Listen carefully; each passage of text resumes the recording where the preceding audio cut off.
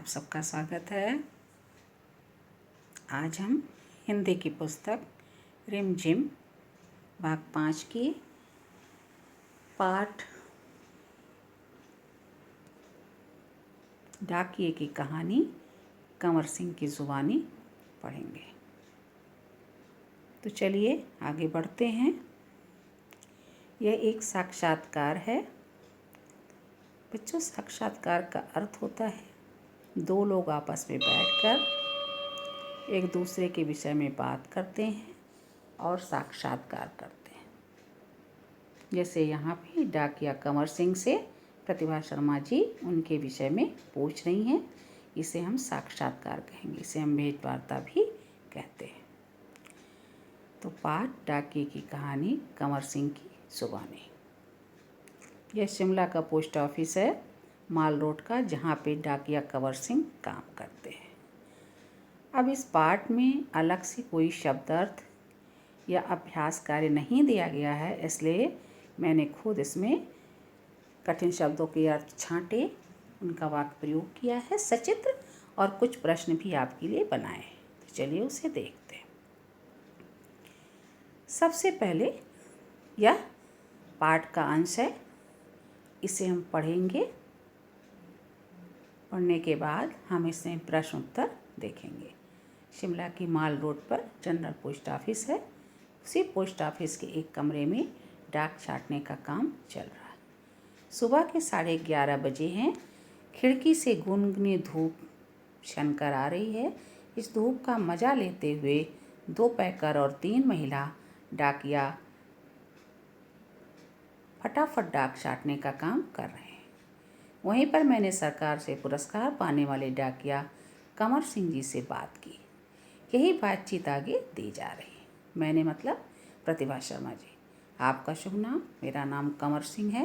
मैं हिमाचल प्रदेश के शिमला ज़िले के नरवा गांव का निवासी हूं। मेरी उम्र 45 साल है। आपके परिवार में कौन कौन हैं, उनके बारे में कुछ बताइए। मेरे 4 बच्चे हैं, 3 लड़कियां और 1 लड़का। 2 लड़कियों की शादी हो चुकी है। मेरा एक और बेटा भी था। वह मेरे गांव में एक पहाड़ी से लकड़ियां लाते हुए गिर गया और जिससे उसकी मौत हो गई। अब शब्दार्थ देख लेते हैं।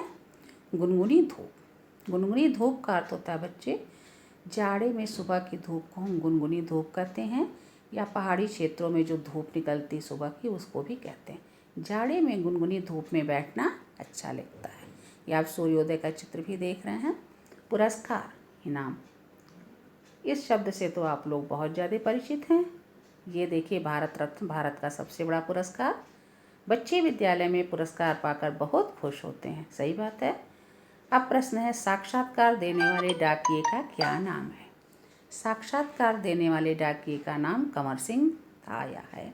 कंवर सिंह कहाँ के रहने वाले हैं?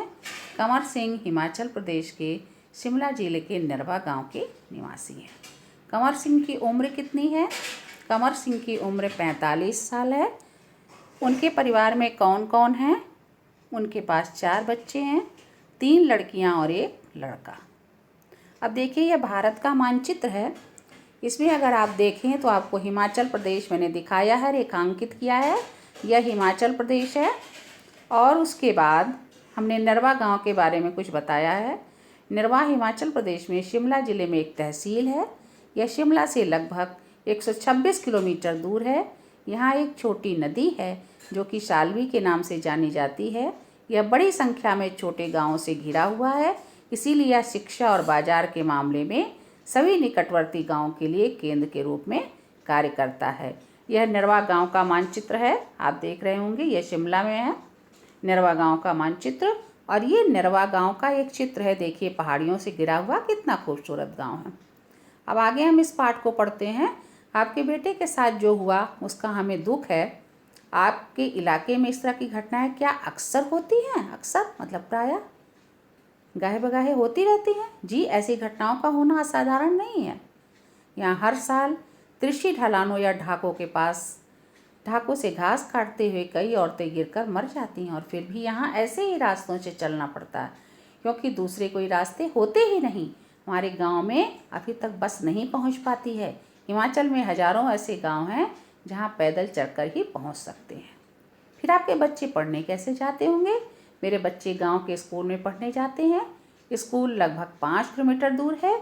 मेरी एक लड़की 10वीं तक पढ़ी है, दूसरी 12वीं तक, तीसरी लड़की 12वीं कक्षा में पढ़ रही है, बेटा 10वीं में पढ़ता है।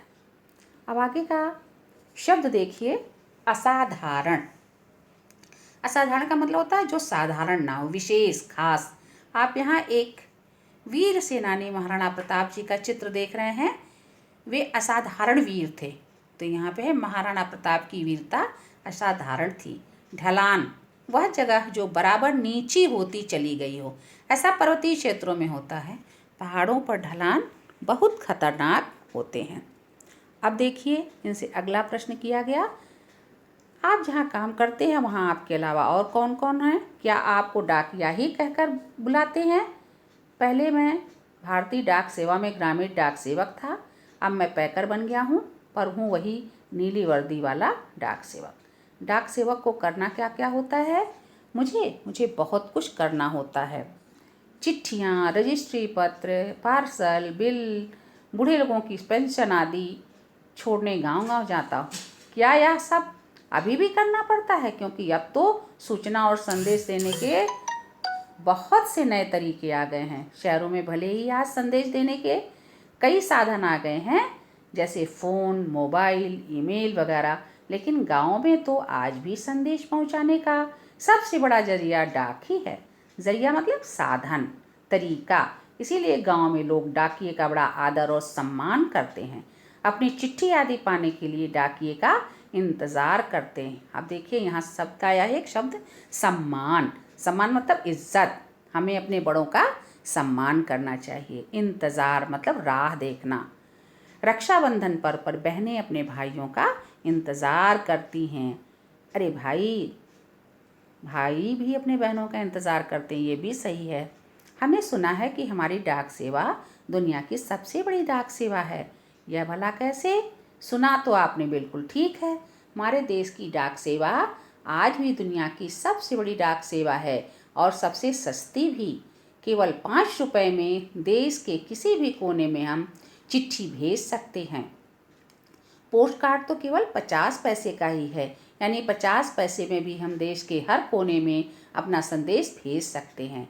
आपको अपनी नौकरी में मज़ा तो बहुत आता होगा। मुझे अपनी नौकरी बहुत अच्छी लगती है। जब मैं दूर नौकरी करने वाले सिपाही का मनी आर्डर लेकर उसके घर पहुंचता हूं, तो उसके बूढ़े माँ बाप का खुशी भरा चेहरा देखते ही बनता है। ऐसे ही जब किसी का रजिस्ट्री पत्र पहुंचाता हूं, जिसमें कभी रिजल्ट, कभी नियुक्ति पत्र होता है, तो लोग बहुत खुश होते हैं। बूढ़े दादा और बूढ़ी नानी तो पेंशन के पैसे मिलने पर बहुत ही खुश होते हैं। 6 महीनों तक वे मेरा इसके लिए इंतज़ार करते हैं। हिमाचल में बूढ़े लोगों को पेंशन हर 6 महीनों के बाद इकट्ठी दी जाती है। 6 महीने बाद इकट्ठी देने का कारण ये है कि वहाँ पे आवागमन के साधन नहीं है, कठिनाई है और पोस्टमैन हर महीने नहीं जा सकते हैं, इसलिए उन्हें 6-6 महीने पे दिया जाता होगा, मेरा जहाँ तक अनुमान है।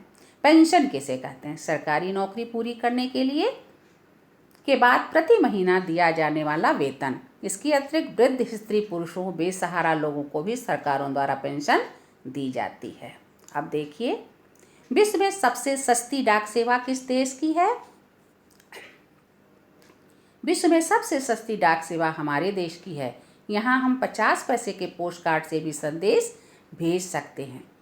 कंवर सिंह को उनकी नौकरी में मज़ा क्यों आता है?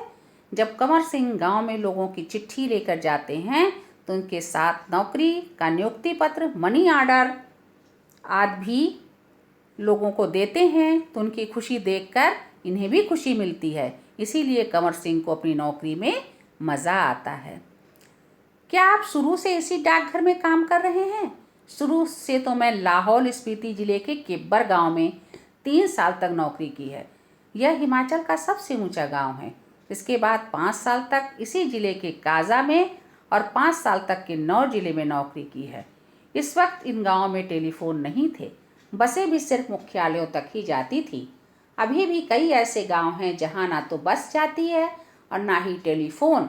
ऐसी जगह में ग्रामीण डाक सेवक का बहुत मान किया जाता है, मतलब आदर किया जाता है। हिमाचल प्रदेश का सबसे ऊंचाई का गांव कौन सा है? लाहौल स्पीति जिले का किब्बर गांव हिमाचल प्रदेश का सबसे ऊंचाई वाला गांव है। ये देखिए, ये वो गांव का चित्र है और ये गांव है जो मैंने सर्कल किया हुआ है, ये किब्बर गांव है हिमाचल प्रदेश में। आप पहाड़ी इलाके में रहते हैं, जाहिर है डाक पहुंचाना आसान काम तो नहीं होगा। हाँ, मुश्किलें तो आती ही हैं। जब मैं किन्नौर ज़िले के मुख्यालय रिकांग पीओ में नौकरी करता था तो सुबह 6 बजे मेरी ड्यूटी शुरू हो जाती थी।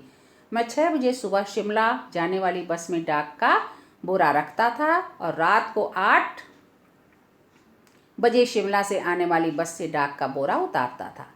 पैकर को ये सब काम करने पड़ते हैं। किन्नौर और लाहौल स्पीति हिमाचल प्रदेश के बहुत ठंडे तथा ऊंचे ज़िले हैं। इन ज़िलों में अप्रैल महीने में भी बर्फबारी हो जाती है। बर्फ़ में चलते हुए पैरों को ठंड से बचाना पड़ता, वरना स्नो वाइट हो जाते हैं, जिससे पैर नीले पड़ जाते हैं, उसमें गैंग्रीन हो जाते हैं, जिससे उंगलियां झड़ सकती हैं। इन ज़िलों में मुझे एक घर से दूसरे घर तक डाक पहुंचाने के लिए लगभग 20 किलोमीटर रोजाना चलना पड़ता था। हिमाचल में एक गांव से दूसरे गांव की दूरी लगभग 4 या 5 किलोमीटर तक होती है। हिमाचल के गांव छोटे छोटे होते हैं। एक गांव में बस 8 से 10 या कभी कभी 6-7 घर ही होते हैं, इसीलिए चलना काफ़ी पड़ता है। चलना तो खैर हमारी आदत में ही शामिल हो चुका है। ग्रामीण डाकिये की ज़िंदगी में तो चलना ही चलना है। प्रश्न, पहाड़ी इलाकों में डाक पहुंचाने में क्या क्या कठिनाइयाँ आती हैं? आवागमन के साधनों की समुचित उपलब्धता न होने पर डाकिये को ठंडे क्षेत्रों में पैदल चलना पड़ता है। इसमें उनकी उंगलियां सूज जाती हैं और गल भी जाती हैं। ऐसी स्थिति में गैंग्रीन जैसी बीमारी हो जाती है। आप यहाँ चित्र देख रहे हैं, स्नो बाइट और गैंग्रीन के ये लक्षण हैं जो आप पैरों की उंगलियां सूजी हुई और नीली पड़ी देख रहे हैं। आपने बताया था कि पहले आप डाक सेवक थे, अब पैकर हैं। इसके आगे भी कोई प्रमोशन है क्या? पैकर के बाद डाकिया बन सकते हैं, बस एक इम्तहान पास करना पड़ता है। अभी तो काम के हिसाब से हमारा वेतन काफ़ी कम रहता है। सारा दिन कुर्सी पर बैठकर काम करने वाले बाबू का वेतन कहीं ज़्यादा होता है।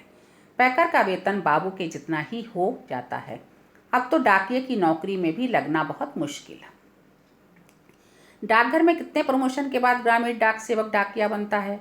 ग्रामीण डाक सेवक के बाद पैकर, फिर प्रमोशन के बाद डाकिया बना जा सकता है। इसके लिए एक विभागीय परीक्षा देनी पड़ती है। मुश्किल हो चुका है।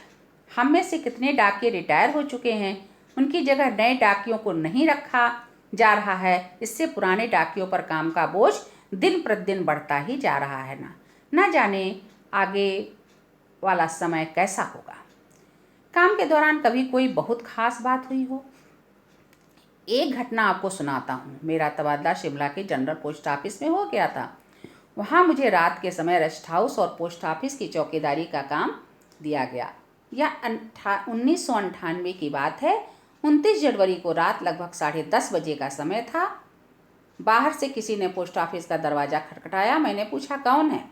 जवाब आया, दरवाज़ा खोलो, तुमसे बात करनी है। मैंने दरवाज़ा खोला तो अचानक 5-6 लोग अंदर घुसे और मुझे पीटना शुरू कर दिया। पूछा, क्यों पीट रहे? तो उन्होंने कोई जवाब नहीं दिया। सारे ऑफिस की लाइटें बंद कर दी।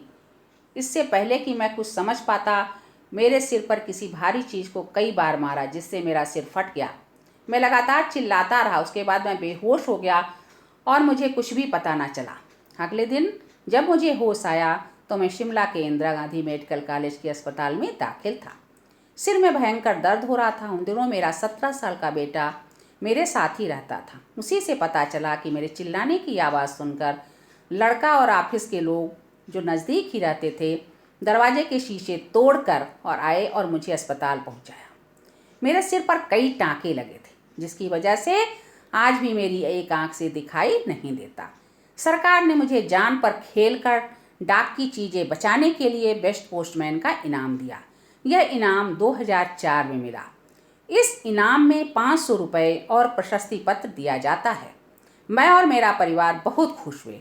आज मैं भी गर्व से कहता हूँ कि मैं बेस्ट पोस्टमैन हूँ। तो ये पूरी भेंटवार्ता थी।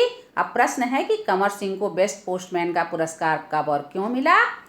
उत्तर, उन्होंने जान पर खेलकर डाक की चीज़ें डाकुओं द्वारा लूटने से बचाई थी, इसलिए उन्हें 2004 में बेस्ट पोस्टमैन का पुरस्कार मिला।